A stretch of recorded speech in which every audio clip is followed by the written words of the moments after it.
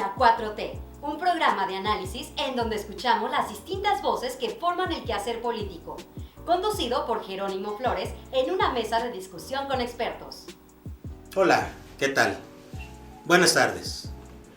Como siempre, qué gusto poder saludarlos y darles una vez más la mejor de las bienvenidas a este su programa de Ecos de la 4T.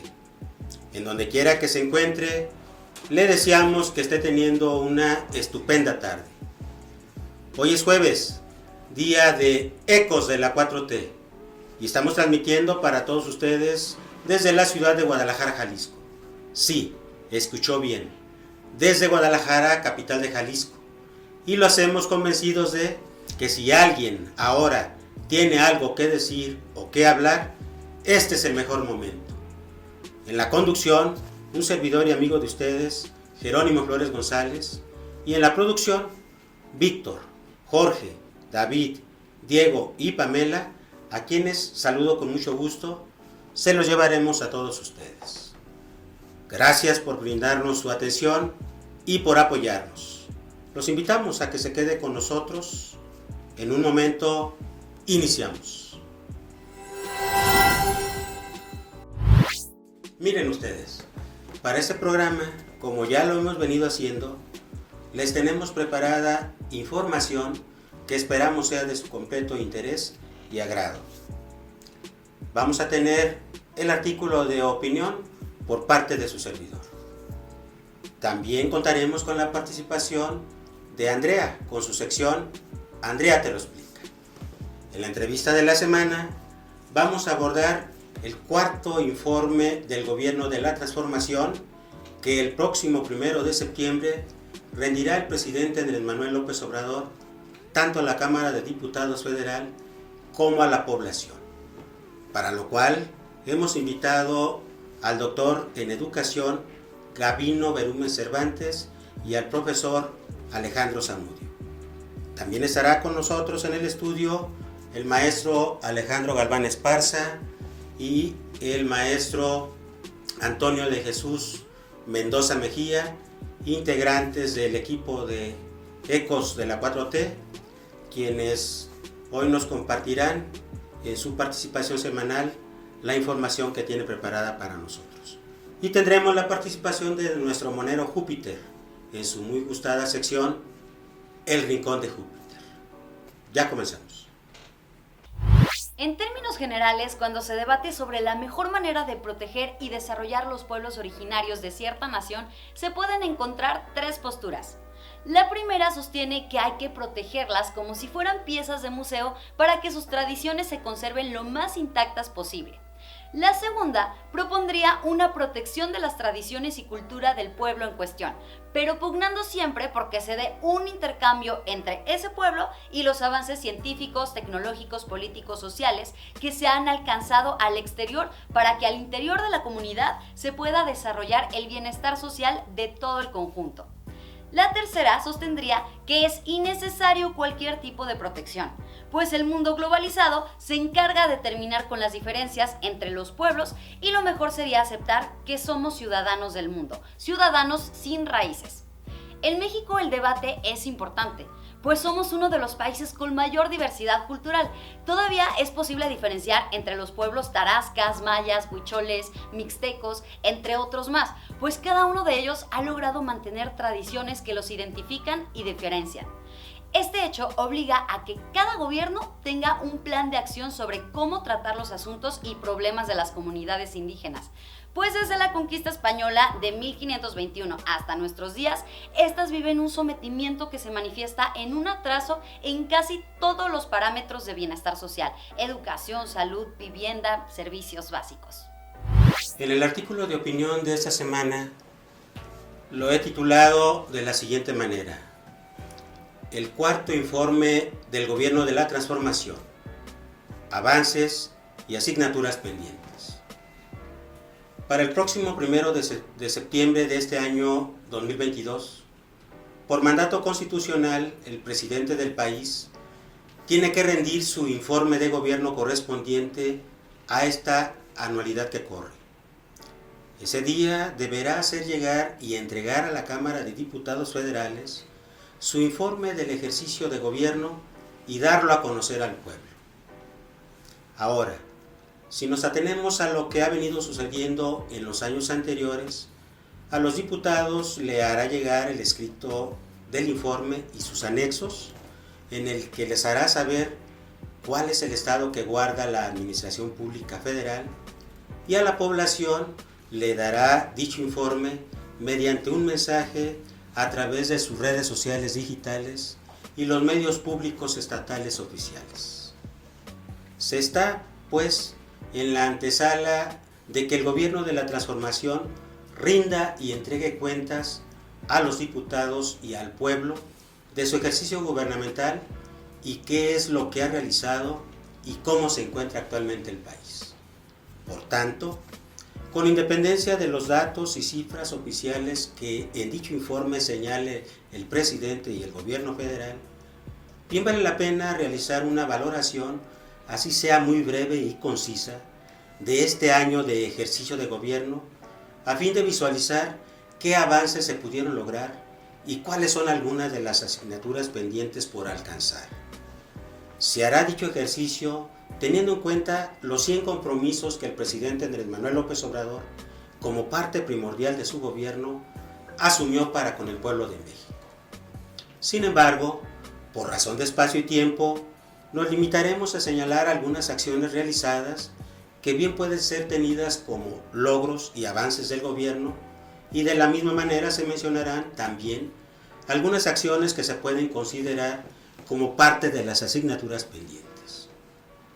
A partir de lo ya indicado, en los logros y avances se puede destacar que se sigue con la marcha de la política social y el establecimiento de un estado de bienestar para la población. Se continúa con la pensión universal a los mayores de 65 años y a los que tienen una discapacidad, ampliando su cobertura de la población por razón de la edad, así como también el apoyo a los estudiantes. Además de que se está cumpliendo con el compromiso de incrementar sus montos, mientras que ya se están dando los pasos para que la población pueda acceder a los servicios de salud y a las medicinas de manera gratuita, ya que este año se implementaron estas medidas en los estados de Nayarit, Colima y Tlaxcala. Sobresale el rubro de las grandes obras públicas de infraestructura y desarrollo, ya que como parte de esos 100 compromisos de gobierno está el del Aeropuerto Internacional Felipe Ángeles, el AIFA, y desde que se anunció su creación, se dijo que se inauguraría el 21 de marzo del año 2022, siendo que en dicha fecha se inauguró. Por su parte, otro compromiso fue el de la refinería Olmeca en el Puerto Paraíso, Tabasco, y que el día 1 de julio del año 2022 se iban a iniciar los trabajos y a partir de esa fecha se inició con las pruebas de infraestructura y refinación de la mencionada refinería. Así también el del Tren Maya en el sureste del país, y no sin complicaciones, pero ya están en marcha los trabajos para inaugurarse el próximo año 2023. En tratándose de la división de poderes, cada vez se dan pasos tendientes a hacer realidad una auténtica división de los mismos.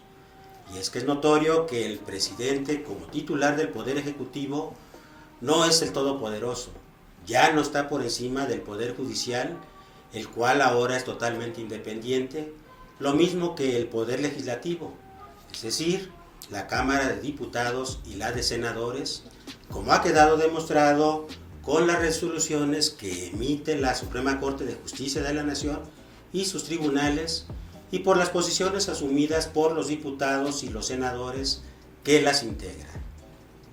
En lo que corresponde a la democracia, en los procesos electorales que se verificaron este año en diversas entidades del país para elegir principalmente gobernadores, quedó claro que se respetan los triunfos a los partidos que lo obtienen, y por parte del gobierno federal no se realizan elecciones de estado en donde el gobierno federal intervenía para que ganara el candidato de su preferencia, y ya no se dan los fraudes electorales ni se roban las elecciones. En materia eléctrica y energética, como nunca se impulsan las empresas del Estado como la Comisión Federal de Electricidad y Petróleos Mexicanos, lo mismo que acaba de darse la creación de la nueva empresa estatal Litiomex, que administrará el recurso de litio, con el propósito de que se fortalezcan y se logre alcanzar la soberanía de dichas áreas estratégicas para el desarrollo y progreso del país. Se debe destacar la compra que hizo México de la refinería Deer Park en Texas, Estados Unidos, la cual prácticamente ya se pagó y se recuperó la inversión. En el tema de la soberanía nacional, México, a partir de la política implementada por el presidente, ha logrado alcanzar el respeto en el concierto de las naciones, como quedó demostrado con su postura asumida ante la ONU, ante el conflicto bélico que se encuentra en los países de Rusia y Ucrania. En el campo de la economía, no obstante que se está enfrentando un escenario muy complicado, siendo el de mayor gravedad el de la inflación tan alta que no nada más nuestro país padece, sino que es a nivel global, se ha logrado mantener la estabilidad del peso mexicano, no se ha contraído deuda por el gobierno, sigue fluyendo la inversión extranjera y ya se están recuperando los empleos perdidos por la contingencia de la pandemia mundial por el COVID. Por lo que vea la emergencia sanitaria en el país, por el COVID, se logró hacer frente con los recursos disponibles y se compró las vacunas con acceso universal para la población de todas las edades de manera gratuita. Tocante a las asignaturas pendientes, sigue sin poder avanzar la descentralización de las secretarías de diversos ramos del gobierno federal que actualmente se encuentran en la Ciudad de México y que deben de mudarse a su nueva sede, que las mismas tendrán en las entidades federativas que les van a corresponder. De igual forma, está pendiente la reforma a la Constitución General para que la Guardia Nacional pueda pasar a formar parte de las Fuerzas Armadas del país y se ocupe desde esa esfera a la atención de la seguridad pública. En lo que ve a la materia electoral, en los meses siguientes se verá si se da paso en el Poder Legislativo a la discusión y en su caso la aprobación de la reforma electoral que tiene que ver con las autoridades electorales y el financiamiento público a los partidos políticos. No se ha podido avanzar como se quisiera para hacer realidad la soberanía alimentaria y que nuestro país produzca lo que necesita y ya no se tenga tanta dependencia en la compra de los alimentos a otros países. También hace falta enfrentar la inflación de una manera más decidida y ya no haya el aumento que se están dando en los precios de las mercancías y servicios y de esa manera cuidar la economía de la población, sobre todo de los que menos poder adquisitivo tienen. Pacificar al país y darle tranquilidad, paz social a la población. Reducir al máximo la incidencia delictiva, particularmente los que tienen que ver con la delincuencia organizada.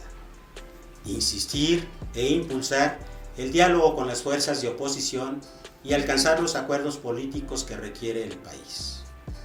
Los retos, como puede verse, son muchos y mayores, pero el gobierno de la transformación sigue sin detenerse y a 4 años de distancia, las cuentas que rinde a la población, todo parece indicar que están siendo bien evaluadas y respaldadas. Todo apunta a que el proceso de transformación se está haciendo una realidad. Pero lo más importante es lo que usted ve y opina de lo que sucede en este México nuestro. Gracias. Ahora el gobierno de la 4T está atendiendo de manera preferente a los más pobres y desde luego a las comunidades, a los pueblos indígenas. En este sentido, el Instituto Nacional de los Pueblos Indígenas, INPI, expuso los trabajos hechos por la 4T hasta el momento para beneficiar a este sector de la población. Destacó que del año 2019 a la fecha se ha erogado un monto de 339.350.7 millones de pesos en los diferentes programas del bienestar. Este es un dato muy importante de todo el recurso público que se está destinando a nuestros pueblos y a nuestras comunidades. Con estas cifras se apoya a un total de 5.617.849 beneficiarios de todos los programas del bienestar, lo que significa que cada hogar indígena o afromexicano recibe un promedio de 3 apoyos como mínimo. Asimismo, estos programas benefician a 1.498.012 adultos mayores, 1.659.027 estudiantes indígenas de nivel básico, 871.346 personas con el programa de producción para el bienestar y con Sembrando Vida a 246.275 beneficiarios. Gracias, qué bueno que continúa con nosotros. Damos paso a la sección de la entrevista. Tenemos ya aquí en el estudio, felizmente, la compañía del doctor Gavino Berumen Cervantes. Él es actualmente miembro de la organización de Juntos por Jalisco. También es presidente colegiado de una Coordinadora Nacional de la Defensa del Agua. Tiene también sus estudios de educación en la UPN, la Universidad Pedagógica Nacional. Efectivamente. Y su doctorado por la Universidad de Santander. En Educación. En Educación. Efectivamente. Y felizmente egresado de la Benemérita Escuela Normal de Jalisco. Muy bien. Y desde luego, con muchos años ya también en la actividad política identificada a las causas de la izquierda. Siempre. En México, con mucho orgullo, por supuesto. Y también nos acompaña el profesor y abogado Alejandro Zamudio. Eres egresado de la Benemérita Universidad de Guadalajara. Y de la Normal de Jalisco. Y también de la Benemérita Normal de Jalisco. Pues qué gusto tenerlos y muchas gracias una vez más por aceptarnos la invitación a charlar en este espacio. Gracias, Alejandro. Ya también había varias invitaciones pendientes que por una u otra razón no se había podido, pero te agradezco tu presencia.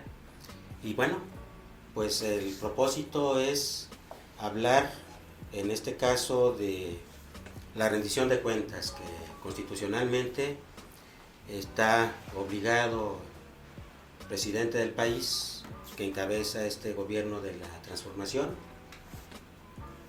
Yo tengo... Los logros y los avances. Perdón, Alejandro, que te haya interrumpido. Por favor, si nos puedes dar también una primera opinión, pero sí. Te interrumpí porque ibas a comentarnos sí. También. Con mucho gusto, Alejandro. Sí. Lo que yo propongo es que para llegar a analizar el cuarto informe de gobierno de Andrés Manuel López Obrador, debemos de analizar cómo recibió a este país Andrés Manuel López Obrador. Porque Andrés Manuel recibió el país hecho un lastre. Los apátridas del PAN, del PRI, los señores gobernantes, se dedicaron a entregar la nación privatizando desde Fertimex, los ingenios azucareros, ferrocarriles, petróleo, electricidad, y iban a rematar con la educación pública. Nomás que llegó Andrés Manuel López Obrador a la presidencia de la República y se les cayó todo el teatro, porque ellos ya tenían un proyecto educativo ligado directamente con los grandes señores poderosos del capital, ¿sí? Y iban a educar a jóvenes para que fueran burros de carga y no fueran entes pensantes, ¿sí? Entonces, en este análisis pequeño que estoy haciendo, quiero decirles que entre ellos fue Ferrocarriles, con el cuento de que Ferrocarriles ya no era costeable. Privatizaron ferrocarriles, lo entregaron al Subpacific, que incluso el gerente del Subpacific es Cedillo Ponce de León. Entonces, vemos nosotros cómo estas entregas que hicieron trajeron al desastre tanto la educación, la vivienda, trajeron como desastre la salud. Entregaron una nación que encontró a Andrés Manuel patas para arriba, con una gran influencia de querer derechizar este país. Así de sencillo. Es todo. Muchas gracias, Alejandro. Creo que en un primer momento lo que nos expones me parece atinado, porque necesariamente para poder evaluar no únicamente este cuarto informe de gobierno, sino todo lo que se ha recorrido a través de este gobierno de la transformación en sus 4 años, pues no podemos sustraernos y dejar de lado esto que acabas de comentar, precisamente para a partir de eso ver qué es lo que se ha venido haciendo en esos rubros y como consecuencia de lo anterior poder analizar hasta qué grado se ha podido alcanzar a manera de logros y bueno, también las asignaturas pendientes. En este ejercicio de la rendición de cuentas por parte del gobierno federal y próximamente a partir del informe el 1 de septiembre, en estas rendiciones de cuentas, en este tramo de los 4 años, pero particularmente en este año, ¿qué podemos señalar como logros, avances y también en cierta medida asignaturas pendientes? Sin duda que el aspecto en el cual el joven abogado Alejandro Sañudo hace mención, y como bien lo señalaba también usted, licenciado Jerónimo, en el sentido de tener perspectiva de un antes y un después. Y en este elemento de ver el antes, pues ya lo señalaba bien Alejandro, que se encontró el presidente un país devastado por el saqueo, por la corrupción y sin duda por algo que no puede pasar desapercibido, que era un endeudamiento mayúsculo. Entonces, si ahora nosotros estamos advirtiendo que en este proceso de estos próximos 4 años que ya se van a cumplir, bueno, pues entonces el presidente Andrés Manuel tuvo que hacer acopio de todo un equipo de trabajo y de proyecto de nación para que se diera un viraje y un cambio de régimen. Ese cambio de régimen era señalar que lo que se había generado en esta época, como se ha señalado, en este proceso neoliberal que tenía ya casi 4 décadas, entonces quiere decir que tenía que implementar un sistema basado en una economía de austeridad, bajo el precepto de austeridad republicana, y esa austeridad republicana pues evidentemente se generaba a partir de algo que es muy fundamental: una administración adecuada y pertinente. Oye, Alex, por supuesto que sí, era ya muy difícil, muy complejo cómo recibe este gobierno de la transformación las riendas del país. No obstante esa complejidad y lo que nos acabas de expresar en tu primera intervención, ¿dónde encuentras tú que se ha ido avanzando? Yo pienso que lo que Andrés Manuel López Obrador atinadamente ha hecho es haber creado las refinerías. Yo siento que con eso va a ser un rescate total de la independencia económica de nuestro país, porque no vamos a depender ya ni de diésel ni de gasolinas de los Estados Unidos. Eran millonadas de pesos que se gastaban al año en compra de gasolina a Estados Unidos. Entonces esto va a generar que al tener suficiente gasolina y a ser autosuficientes, el producto de la producción va a ser más barato. Entonces van a bajar costos y esto va a traer un beneficio para la sociedad. Claro que muchos quisieran que esto caminara rápidamente, pero no se puede, porque fueron 36 años de desastre que ocasionaron el PRI y el PAN. Así de sencillo, un desastre total. No permitieron ellos absolutamente nada con que continuara Andrés Manuel López Obrador. Tuvo que Andrés Manuel con las uñas rescatar. Y una de las cosas que vino a traer fue el cobro de los impuestos a quien no pagaban impuestos. Eso le vino a traer un respiro a Andrés Manuel, muy fuerte. Por eso los pesudos andan muy enojados, ¿sí? Precisamente por esas razones, porque estaban impuestos a que el gobierno le perdonaba el pago de impuestos y se llenaban y se engordaban los bolsillos feamente. Entonces aquí Andrés Manuel atinadamente le dijo, aquí viene el cobro, mis amigos, y eso le sirvió para sostener ante el embute que vino de la pandemia. Eso le trajo una resistencia a Andrés Manuel fuerte, esos cobros. Y entonces, por eso nuestro país no se endeudó. Todos los países de América Latina tuvieron que pedir prestado para poder resistir lo de la pandemia. Menos este país no pidió ni un centavo. Por esas razones, yo veo que lo que está haciendo Andrés Manuel y los avances que ha tenido son grandes, son pasos gigantes a como estaba el país. Y esto va a salir adelante. Yo le llamo una reconstrucción nacional.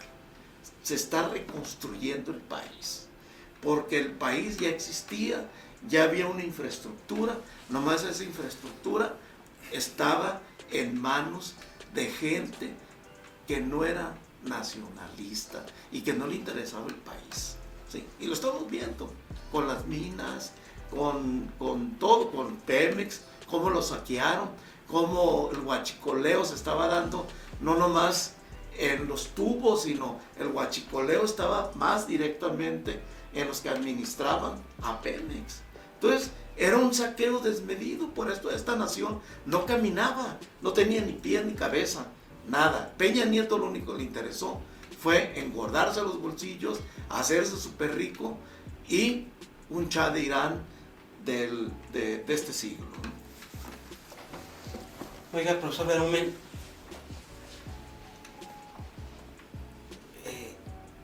como profesional de la política y luego ya en el gobierno, para la toma de decisiones, porque si bien es cierto que cuando se busca alcanzar ya el gobierno y el poder, mientras no está ahí el gobernante, pues puede tener una idea y puede tener un diagnóstico, pero ya cuando tiene que enfrentarlo, como me imagino que sucedió en este caso con Andrés Manuel López Obrador cuando ya asume la presidencia, híjoles, como político, ¿cómo entrarle en las decisiones? ¿Y cuál es la decisión política que usted considera que es la más acertada por parte del actual presidente y que le ha permitido continuar en este tramo de los 4 años ya que lleva y pues que ha logrado mantener estabilidad? Sí, bueno, hay que tomar en consideración en principio que cuando él asume la presidencia por mandato popular, es que llegó a la presidencia con más de 30 millones de votos. Eso le permitió tener un Congreso con una mayoría simple, no mayoría calificada. Y esa mayoría simple le permitió, junto con sus aliados, tener más del 50% del control de la Cámara de Diputados y también de la de senadores. Por lo tanto, ahí es donde está la clave para la toma de decisiones, porque todo se basa en presupuesto, en el presupuesto que se va a empezar a ejercer o que se va a empezar a discutir a partir del 1 de septiembre para que a final de año ya se tenga el proyecto de presupuesto de ingreso y egreso de la Federación para el próximo año 2023. ¿Qué significa eso? Que va a tener que este proyecto de presupuesto le permita seguir ejerciendo todo ese proceso de avance y que sin duda van a ser de recaudación alrededor de poco más de 7 billones de pesos. Con esos 7 billones de pesos, indiscutiblemente que va a seguir adelante con la cuarta transformación. Bueno, pues muy interesante también en esta segunda intervención todo lo que nos han expuesto. Oye, Alejandro, en este proceso de transformación, ¿cuál será la decisión política que podría contribuir a afianzarlo, a consolidarlo? Sí, mira, yo pienso que la política principal es consolidar a Morena. Si Morena se consolida como un partido político con una estructura sólida y además con un proyecto ideológico bien definido, Andrés Manuel va a tener un instrumento en el cual se pueda recargar ante los embutes que está recibiendo de la ultraderecha y de la derecha en nuestro país. Nosotros pensamos que la derecha en nuestro país está tranquila, está de pláceme con Andrés Manuel. No, no es cierto. La derecha de nuestro país está siendo manejada por la derecha gringa. Y te voy a dar un dato muy duro, A ver, viene de ahí. Muy duro. Aviéntalo. Hace años, un amigo soñador llegó diciéndome que se iba a formar un grupo guerrillero. Y me invitó. Y le dije, yo no puedo ir porque no creo yo en eso. Pero ve tú, fue mi amigo a la reunión. Eso fue antes del 2006. En el 2006, antes de las elecciones del 2006. ¿Qué pasó ahí? Ahí pasó que mi amigo fue y quienes estaban dando la capacitación a los supuestos guerrilleros era precisamente los chinchulines y los caiviles. Eran dos grupos de la CIA, que eran los contras de la guerrilla de Guatemala y El Salvador. ¿Qué pasó ahí? Pues pasó una situación de que como Andrés Manuel no llegó, esos grupos formados fueron los que formaron la OZ, Jalisco Nueva Generación, la familia michoacana. Esos grupos fueron formados por la CIA, aunque me digan lo que quieran. Entonces desde ahí era el rollo que les aventaron, era para, si Andrés Manuel llegaba a la presidencia de la República, darle golpe de Estado. ¿Sí? Entonces esto es delicado, pues, pero a mí la lengua no me tiembla. Entonces yo te puedo decir una cosa, esos grupos que se formaron, por eso que llaman el crimen organizado, sí es el crimen organizado por Estados Unidos, hacia México, para una razón muy concreta, debilitar los gobiernos democráticos que tiendan a salir del subdesarrollo en el que se encuentran Y para eso lo hacen, para que Andrés Manuel tenía dos disyuntivas: o se enfrentaba a combatir al narco o a reconstruir la nación. Atinadamente, inteligentemente, Andrés Manuel se fue a reconstruir la nación. Lo tildaron de muchas cosas, como lo han tildado hasta que se sienta mal, ¿sí? Cuando tuvo la reunión con los gringos. Pero aquí, en esta situación, yo te voy a decir que hizo lo correcto Andrés Manuel. Si Andrés Manuel se hubiera metido en una guerra frontal con el narcotráfico, hubiera ocurrido una cosa muy sencilla. Hubiera ocurrido que Andrés Manuel hubiera tenido un desgaste grandísimo y no se hubiera recuperado la nación y no hubiera avanzado absolutamente nada. Y ahorita Andrés Manuel avanzó en muchísimo. Esto ya no se lo quitan. Es más, para el 2024, con los ojos cerrados, Morena va a ganar en el 2024. Bueno, pues muy interesante lo que nos acabas de comentar, Alejandro, y pues muy fuerte también lo que aquí nos acabas de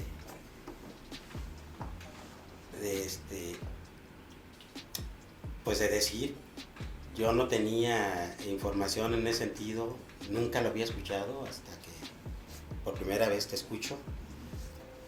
Y pues esperemos que nunca se llegue realmente a presentar una situación así. Creo que no es conveniente. Así es. Profesor Berumen.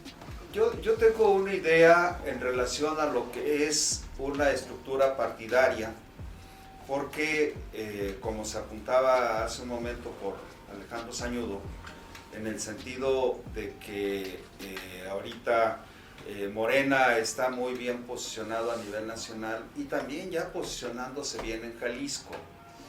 Si hacemos un contraste ahorita entre Morena partido y Movimiento Ciudadano partido, la encuesta resulta que Morena está por encima del partido Movimiento Ciudadano. Sin embargo, bueno, tenemos que esperar porque todavía va a pasar algo de tiempo para que se decida bien. El caso es que Morena tiene que estructurarse. Tomemos en consideración que está apenas en su periodo de infancia Morena, porque a los 7 años de haber sido creado como partido político, gana la presidencia de la República. ¿Por qué? Por el liderazgo de Andrés Manuel. Sin embargo, ese liderazgo de Andrés Manuel ha hecho que se vaya consolidando el partido Morena. ¿Por qué? Pues porque ahorita gobierna 20 estados y 2 estados en alianza. Entonces, ¿qué significa eso? Que para el próximo año, que va a haber elecciones en Estado de México y Coahuila, todo apunta a que se va a alzar con la victoria Morena. Por lo tanto, va a tener 24 estados para la confronta del 2024, la elección presidencial, que es concurrente con nosotros en Jalisco.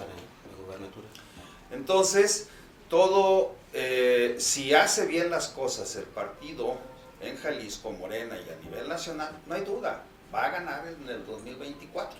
Pero aquí es la cuestión de cómo nos tenemos que enfrentar con el partido Movimiento Ciudadano, que el actual gobernador lo tiene muy bien agarrado para, con el dinero con el que se ha endeudado al Estado, va a querer seguir manteniendo la gubernatura en Jalisco. Alex, ¿con qué nos quedamos y qué sigue pendiente? Pues hay muchísimos temas, nos falta abordar, por ejemplo, la corrupción, Claro. imperante, agobiante, asfixiante. Pues yo creo que nos aventamos otro programa, ¿cómo ven? Yo encantadísimo de estar en esta mesa y con todo gusto, yo acepto. Igualmente. ¿Verdad, Alex? Sí. Por supuesto. Pues entonces, por el momento, dame una última reflexión, porque nos vamos a ver y vamos a seguir entrando esto. Bueno, mi última reflexión es que espero que la militancia de Morena entienda que no se trata de crear tribus dentro del partido. Se trata de crear una fuerza sólida, compacta, para que esa fuerza sirva para continuar con la transformación que Andrés Manuel López Obrador inició. Que la continuidad se dé, que no se pare aquí, y espero que el candidato que salga sea una persona comprometida con la nación y con el pueblo de México. Profesor Berumen, una reflexión en este programa porque pues vamos a seguir. Vamos a continuar y desde luego mi conclusión sería que se requiere de una militancia proactiva, pero que tenga conciencia de que solamente con la unidad se pueden lograr los objetivos. Con la unidad, la formación, la capacitación, que los principios de Morena que están bien sustentados se puedan llevar a la práctica con transparencia, pero sobre todo con una profunda vocación de servicio. Si se tienen esos elementos, sin duda, Morena va a ser un partido exitoso en el 2024 y estará puesta y dispuesto para ganar la gubernatura y sobre todo la mayoría de los 125 municipios para continuar con esa transformación que el presidente inició con su proyecto de la Cuarta Transformación. Bueno, pues solamente porque tenemos que despedirnos, lo haremos pues, pero ya dijimos que vamos a continuar. Los esperamos aquí, por favor, Aquí estaremos. Siguiente fecha para continuar con Así esto. es. A su convocatoria, licenciado, aquí estaremos puestos. Tú invítame al baile y yo bailo. Alejandro, qué placer. Gracias. Licenciado, Profesor Berumen, qué gusto. como siempre. Gracias. Un placer. Gracias. Vamos a un corte, regresamos. Hola, déjame seguir contando un poco más del contexto histórico para que podamos comprender la gravedad del racismo en nuestro país. En el momento del levantamiento que llevó a la lucha de la independencia, a diferencia de lo que muchos creen, no fue un levantamiento total de los pueblos originarios, sino más bien fue un levantamiento mestizo y criollo, ya que para muchos indígenas realmente les daba igual quién gobernara, pues habían quedado sometidos y relegados. Es verdad que al principio algunos miembros de la realeza indígena habían tenido ciertos privilegios. Poco a poco fue perdiéndolos a causa de los criollos y mestizos, ya sea porque los criollos los consideraban inferiores o porque los mestizos con una ideología aspiracionista los rechazaba para que no los identificaran con ellos. ¿Y qué generó todo esto? Pues lo que ya conocemos, los prejuicios y rechazos por ese grupo aspiracionista que ha llegado hasta nuestros días, tales como cuando nace un niño blanco con cabello rubio dicen, ¡ay, qué bonito, es güerito! Si es morenito dicen, ¡está curiosito! Cuando los aspiracionistas quieren ofender a alguien le dicen, ¡no seas indio! Cuando algún miembro de los pueblos originarios se acerca o se sienta junto a algún aspiracionista, regularmente se aleja lo más que puede. O en el mejor de los casos, lo ven como algo pintoresco o exótico. Pero su trato no es de forma común, no la tratan como lo harían con cualquier otra persona. Sin contar que a muchos pueblos originarios les han quitado tierras y han sufrido muchísimos abusos por parte de caciques o gobernantes corruptos de gobiernos pasados. Y aquí es donde entra el gobierno de la 4T. Así que sígueme al próximo video. Gracias, qué bueno que continúa con nosotros. Miren qué agasajo, ya tenemos aquí en el estudio, afortunadamente ya totalmente reincorporados a los integrantes del equipo de ECOS de la 4T. Está el maestro Alejandro Galván Esparza. Buenas tardes. Y el abogado Eduardo Montaño Ramírez. Son, les comentaba, ya integrantes del equipo de trabajo del programa de ECOS de la 4T. Y para este programa, ¿qué es lo que nos tienen preparado y qué tema vamos a compartirles a la audiencia? Alejandro, por favor. Yo creo que sería recomendable en este momento hablar sobre un tema específico en cuanto a la aplicación y el ejercicio de las garantías individuales en cuanto a algunos aspectos encaminados a la suspensión provisional y suspensión definitiva que involucran temas populares. Porque tuve en una plática en lo particular, algunas personas me comentaban sobre la suspensión de espectáculos públicos, ¿sí? Que a través de un amparo consiguieron que desaparecieran las corridas de toros en la Ciudad de México. ¿Ya desaparecidas o suspendidas? Así me lo dijeron ellos. Ok. Sin embargo, entrando al tema específico y al análisis de los antecedentes, pues nos enteramos que no era del todo cierto. Sí hay una suspensión, pero tiene algunos aspectos particulares de aspectos jurídicos que quiero comentarlos. Muy bien, pues vamos a hablar de toros, Eduardo. Adelante, pues se puede hablar lo que hasta donde alcance nuestra opinión, nuestro conocimiento, ¿verdad? Sí, acertado y de acuerdo contigo. Alejandro, entonces, el tema, como propones que lo planteemos a nuestra audiencia, es por virtud de promover un juicio de amparo que es estrictamente jurídico. Esto tiene implicaciones en ciertos espectáculos populares o públicos, como así te entendí.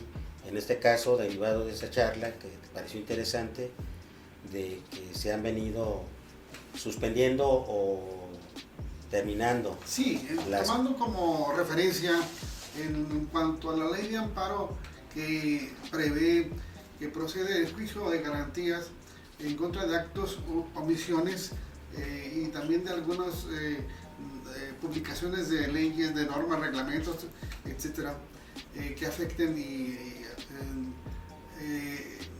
violen los derechos individuales de las personas previstos en la Constitución o en los convenios internacionales.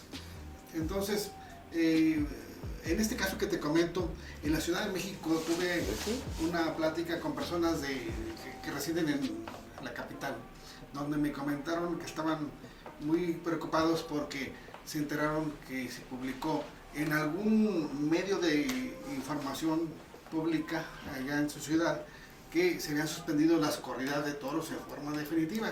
Así me lo dijeron. ¿Por qué? Porque derivó de un juicio de amparo donde se determinó que ya no debían celebrarse esos espectáculos públicos. Entonces yo, analizando los antecedentes, me percato que sí hay un juicio de garantías en contra de un reglamento que expidió la Ciudad de México. ¿Sí? Ese juicio de garantías se inició hace 3 años. Ya 3 años. Y en este año, en marzo-abril, que me comentaron, se publicó que se había otorgado el amparo para suspender o terminar con esos espectáculos públicos de las corridas de toros.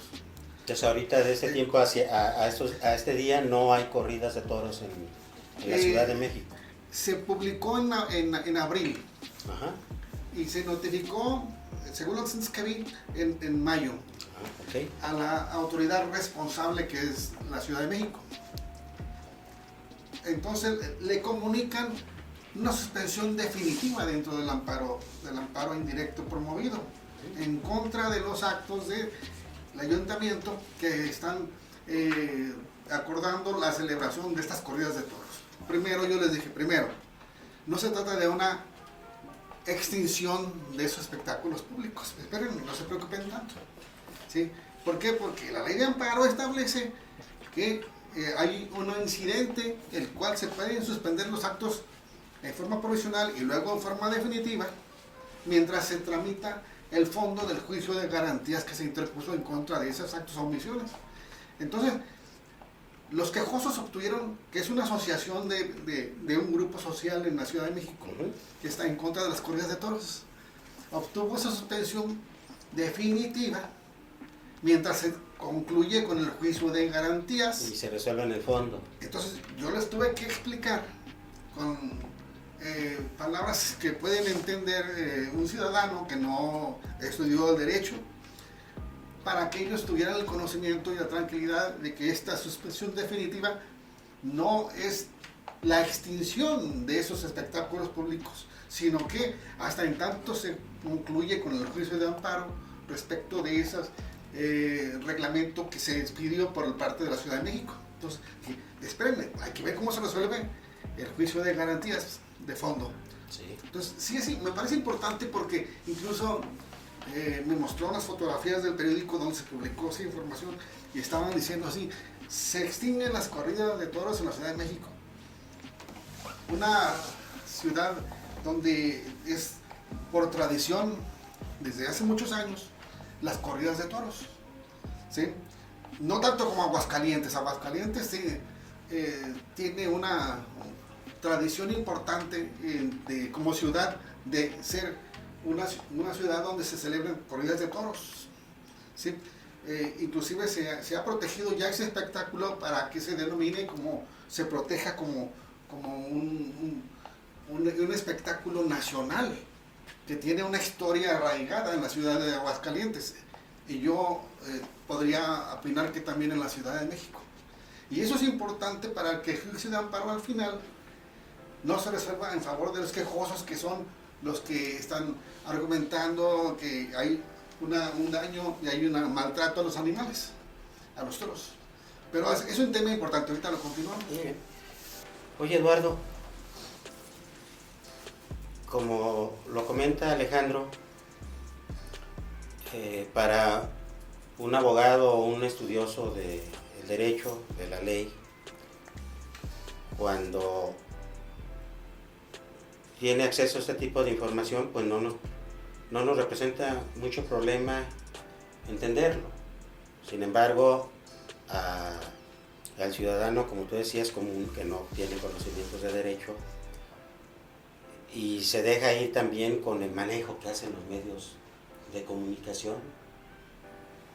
En este caso, pues claro está que si yo veo en un medio de comunicación que me pone ahí su cabeceo, se extinguen las corridas de toros en Guadalajara, por mencionar un ejemplo, pues caray, voy a decir, ¿cómo así de drástica la situación?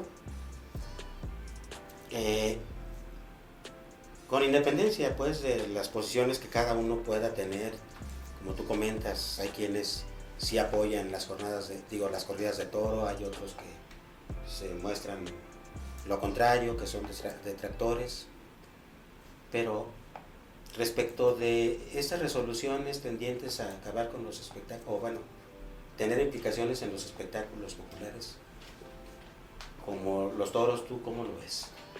¿Qué opinión tenías?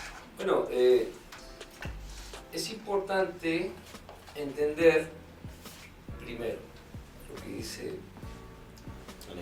Alejandro respecto de cierta desconocimiento de algunas personas de lo que significa esa resolución. Y es entendible porque no todos tienen un criterio jurídico para poderlo entender, para darle una interpretación jurídica. Entonces, lo que sucede a menudo en este tema y casi en cualquiera, en los temas políticos, sí, en los temas incluso deportivos, cualquier tema, culturales sobre todo y otros aspectos, es que lo que el reportero, el periodista logra entender, y muchas veces el periodista no es un especialista en el área, ¿verdad? Y lo mismo sucede con,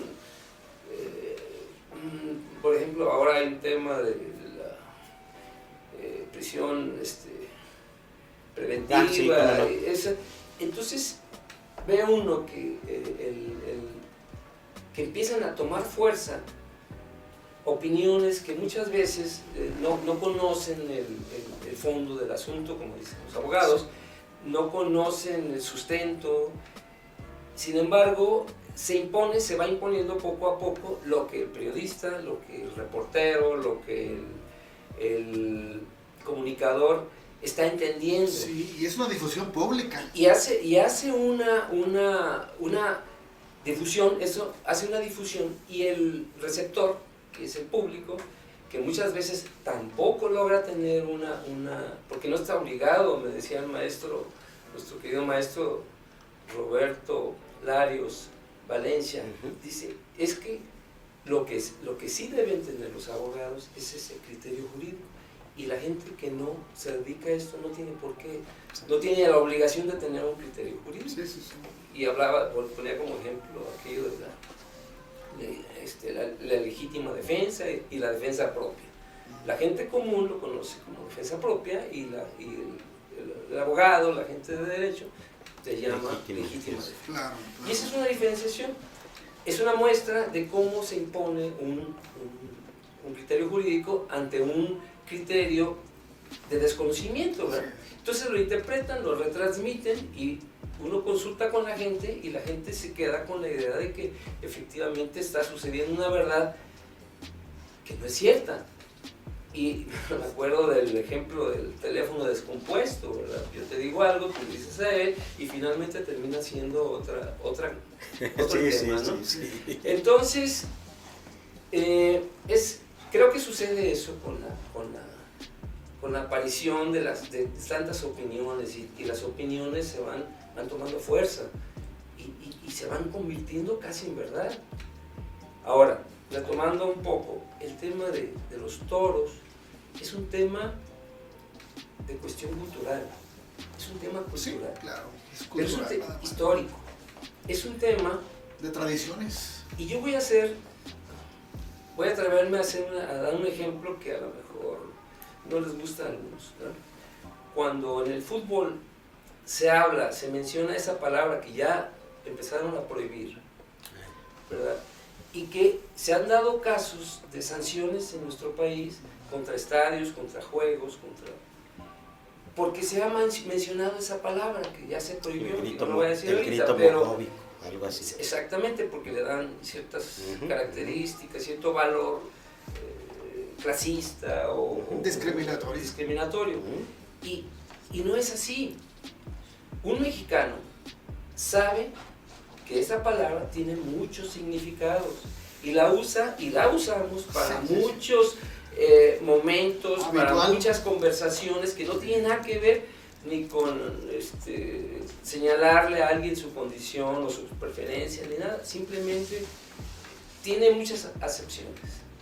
Entonces, los representantes del fútbol en las instancias internacionales deberían entender eso y deberían saber defender un aspecto cultural, como pueden ser, ahorita podría hablarles de 10 o 15 o 20 o más aspectos culturales que no están siendo defendidos.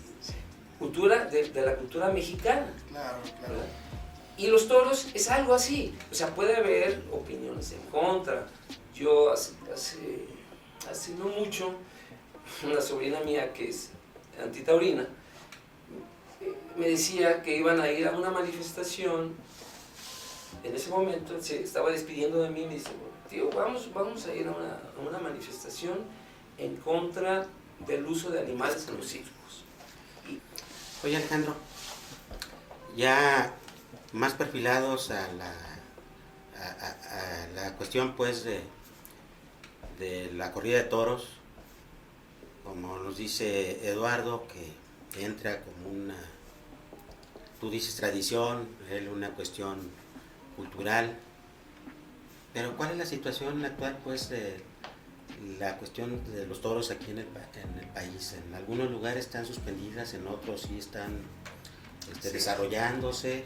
Aquí en Guadalajara, por ejemplo, ¿qué está pasando con la corrida de toros? Bueno, Guadalajara es una plaza que también tiene tradición en la cultura de la corrida de toros. Es decir, como Ciudad de México, como Monterrey, y dentro de nuestro estado varias poblaciones. Realmente aquí, que yo sepa, todavía no se ha llevado a cabo una impugnación directa, un amparo indirecto, como una impugnación o una objeción a las corridas de toros, que yo lo sepa hasta el momento. Pero me pareció importante que en la Ciudad de México, que es la capital de nuestra república, se haya unido ese grupo de protección a los animales para promover ese tipo de amparo. No lo estoy criticando, simplemente estoy diciendo que esa opción la tomaron de acuerdo a un grupo que considera que hay un maltrato al toro en el momento de la... Yo creo que, mi punto de vista, mi padre me enseñó el amor a las corridas de toros. A mí me encanta ese tema. Entonces yo te puedo decir que el toro de lidia nace para eso. No es un maltrato sobre un animal que está expuesto a sufrir, que lo estén maltratando en una plaza pública donde todos pagamos para verlo, no, que al final lo van a matar. Pero el toro de lidia, tradicionalmente y culturalmente, para eso se crea, para eso se está creando. Entonces no puedes decir, el toro de lidia cuando lo matan, la carne se vende, es comible. Entonces quiere decir que las vacas que matan para que todos comamos también la están maltratando. El espectáculo público de cómo fallece un toro de lidia, para eso es la finalidad de su crianza. Entonces yo tengo una opinión particular sobre ese punto de vista. A mí no falto a la feria de San Marcos, en Aguascalientes, donde tradicionalmente y culturalmente se tienen las corridas de toros como una cuestión importante, independientemente de la feria, de todos los demás aspectos culturales. Pero me pareció importante hacer esa aclaración a las personas que conocí en la Ciudad de México, para decirles, todavía no se han extinguido ni se desaparecen las corridas de toros en la Ciudad de México, la capital de la República, porque todavía el amparo indirecto que se promovió está pendiente de resolverse. Muy bien. Ese es el tema específico. Muy bien. Interesante. Oye, Eduardo, abundando en la cuestión cultural, ¿qué más nos puedes comentar de la corrida de toros? Mira, como decía, hay quienes se manifiestan o se han manifestado en contra de lo que ellos llaman la violencia, la manipulación, el sufrimiento de los animales. Pero yo le decía a esta sobrina mía, vas, te manifiestas en contra del uso de animales en los circos. Y de ahí te vas con tus amigos a celebrar, a comerte una hamburguesa o unos tacos. Es paradójico y es contradictorio, ¿no? Porque la verdad, y cualquiera de las personas que nos vean, nosotros los que estamos aquí presentes, vivimos todos en una cultura cárnica o carnívora. Sufren los animales que consumimos, las gallinas, los pollos. El huevo se cultiva en jaulitas donde los pollos permanecen toda su vida, Sí. en una jaulita de unos cuantos centímetros. Sí. Los animales, los cerdos que comemos, jamón, etc., sufren también. Ustedes vean cómo son sacrificados. Y la cantidad de animales diarios que se sacrifican, reses en los centros urbanos como Guadalajara o los ayuntamientos cercanos. Yo he estado presente en los rastros en Guanajuato, aquí, y pues sí, hay modos novedosos para sacrificio, Sí. en donde se disminuye Sufrimiento. sí.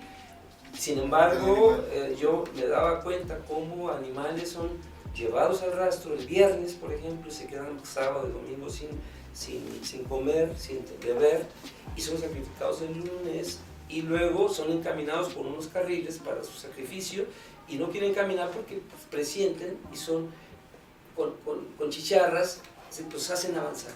Entonces, todo eso se ignora, y entonces viene la gente, sobre todo los jóvenes, ¿no? Porque se convierte en una moda de cuidar demasiado a las especies que son mascotas, ¿no? Sí. Pero hay otros animales que son olvidados, ¿verdad? Hay muchos animales en los laboratorios, etc., que sería un tema muy amplio más extenso, sí. y muy polémico, ¿no? Pero es una posición, creo yo, que se tiene que pensar antes de opinar, porque somos espontáneos y toda la gente tenemos opinión, todos tenemos opinión. Sí. Pues muy bien. Bueno, Por esta ocasión les agradezco y por supuesto en el próximo programa con mucho gusto Muchas gracias por la invitación. vamos ahora a ver qué es lo que Lo podemos retomar. sí, si se puede retomar o si traen algún otro tema que consideren que es de interés exponerlo a la audiencia. Aquí Estamos estaremos. puestos. Claro que sí. Alex, Muchas gracias. a ti. Eduardo. También existe el compromiso del presidente para garantizar la justicia en la nación yaqui en cuanto a la posición de terrenos y acceso al agua a través de 20 acuerdos firmados por autoridades yaquis y el gobierno de México. En 2021 se expidió el decreto mediante el cual se entregaron 1,493 hectáreas de tierras que ya han sido físicamente entregados a los 8 pueblos yaquis.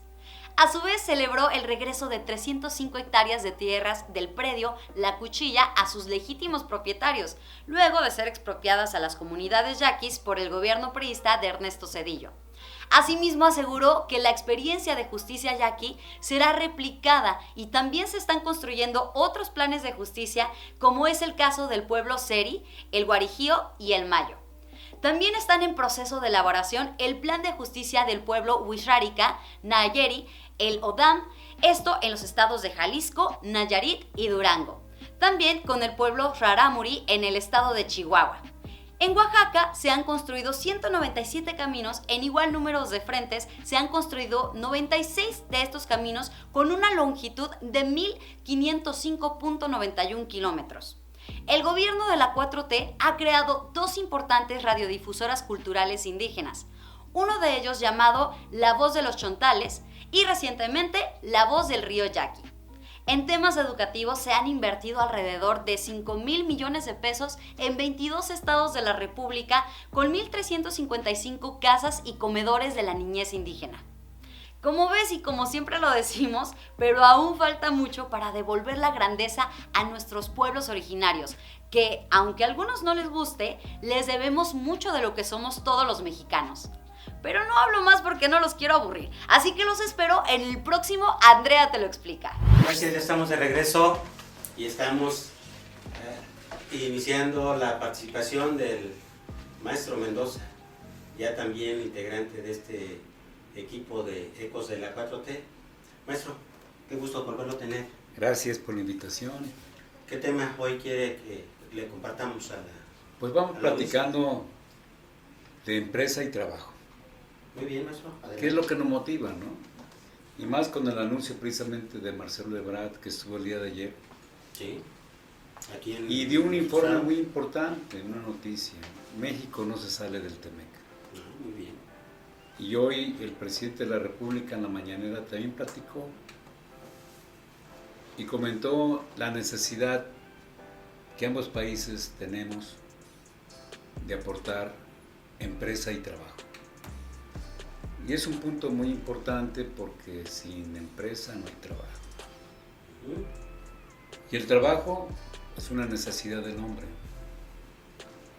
Y con el trabajo llegamos precisamente a tener satisfactores tan importantes como el alimento, la salud, la vivienda, en fin, todo ese salario que tiene el poder adquisitivo para cubrir las necesidades del ser humano. Y la fábrica y la mano de obra desempeñan un papel fundamental dentro de la economía y el desarrollo del ser. Y en esa fábrica y en ese proceso de la transformación de las mercancías, pues se encuentra precisamente algo importante, lo que hablamos de la riqueza de la nación.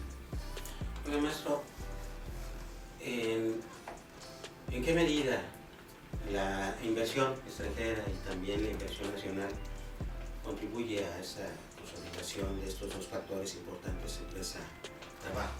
Yo creo que el desarrollo del país. Es una medida importantísima, sobre todo pues porque la ciencia, la tecnología, que la máquina también es parte, pero también la mano de obra y la inteligencia del hombre es también parte fundamental. Y cuando ambas se suman, precisamente su medida se vuelve en prioritaria. La globalización no es un factor de ideologías, no es un factor de neoliberalismos, no es un factor de marxismo, es un factor de economía. Y el proceso precisamente de la globalización es una apertura comercial que México tiene precisamente no solamente con los Estados Unidos y el Canadá, también lo tiene con la cuenca del Pacífico. Sí. México tiene un desarrollo de mercado inmenso con los chinos. Incluso, ¿sabe qué? De los chinos, muchas salsitas esas que llegan a nuestros platillos, a través de los chiles de árbol, de allá las importamos.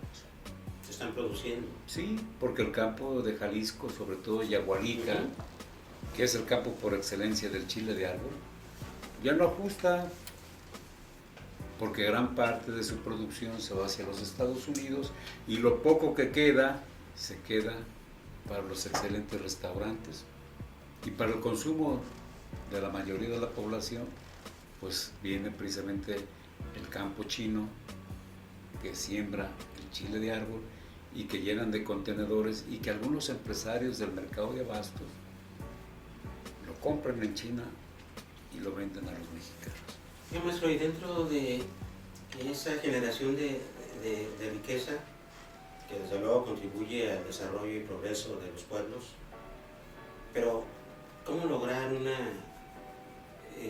eficiencia en la distribución? De tal suerte, pues, de que sí el capital logra obtener su utilidad, pero también al mismo tiempo los trabajadores puedan verse más favorecidos en sus salarios, en sus ingresos. Yo creo que el reparto justo es la medida de esta situación humana. El que invierte capital, invierte para ganar. Y si reparte precisamente un salario justo, no un salario mínimo, un salario justo, un salario que sea capaz de cubrir las necesidades correspondientes, tal y como establece el artículo 123 constitucional, podemos generar una armonía entre capital y trabajo. Una generación entre armonía y no solamente trabajo, sino también un derecho colectivo que es fundamental. Y cada quien en su papel representar su necesidad, pero también apoyar al desarrollo de las economías, sobre todo a las economías familiares como a las macroeconomías, que son parte importante de la inversión privada y que genera un capital correspondiente.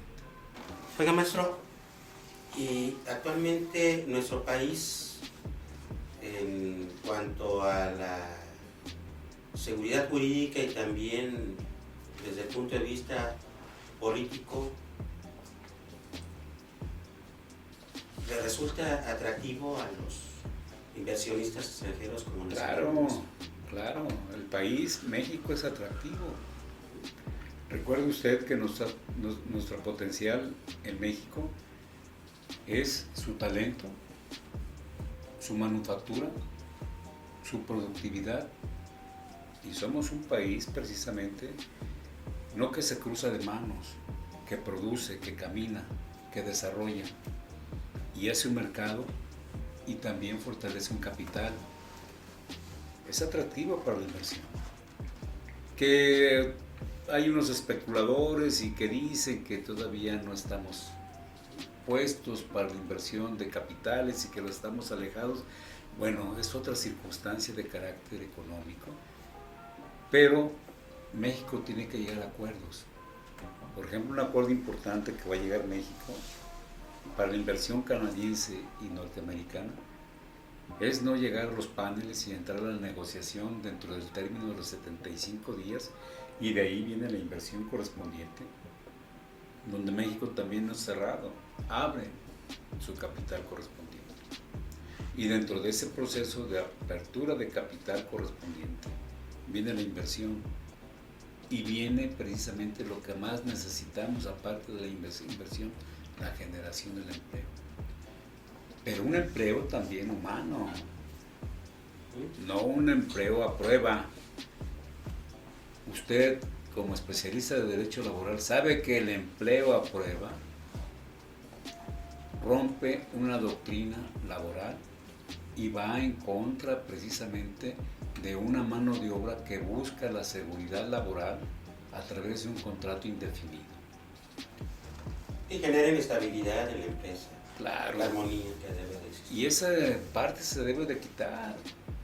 ¿Por qué? Porque rompe el esquema precisamente de la necesidad, y esa necesidad precisamente es parte importante de cubrirla, porque una necesidad, por ejemplo, que es el hambre, su satisfactor es el alimento, y lo único que resuelve el hambre y el alimento es el trabajo a través de un salario justo.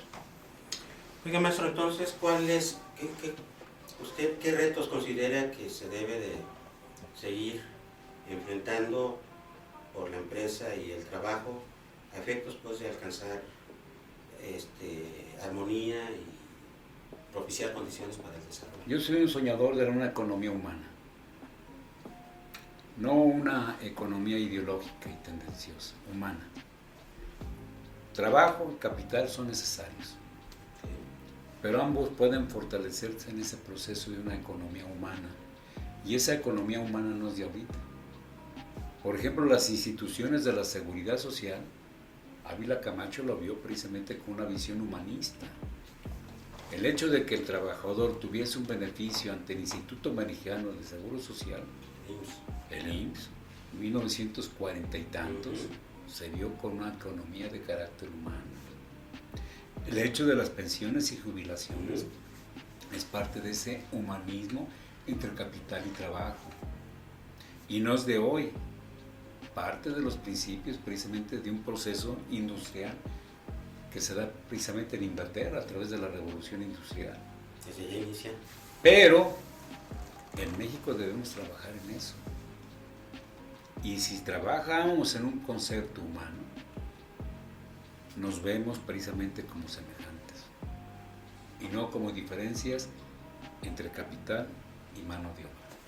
Muy bien, maestro, pues mire, siempre, la verdad que muy grato escuchar todo lo que nos expone, sus puntos de vista, sus reflexiones. Esperemos que en el siguiente programa, el siguiente tema que nos prepare y nos vaya a compartir, siempre vaya con esa profundidad en las reflexiones. Trabajemos para la próxima sobre ese tema que es muy profundo. Lo platicamos y seguimos adelante. De esta misma empresa y... Claro, es y abundante. trabajo, está bien, claro, maestro. me parece. Excelente. ¿Qué le Bien, parece? Por supuesto. Ándele pues. Seguimos entonces, maestro, por el momento entramos a la fase final del programa. Le voy a pedir que nos acompañe para la conclusión. ¿Cómo no? Vamos al otro lado del estudio, el que más le gusta a nuestro caricaturista, al Rincón de Júpiter.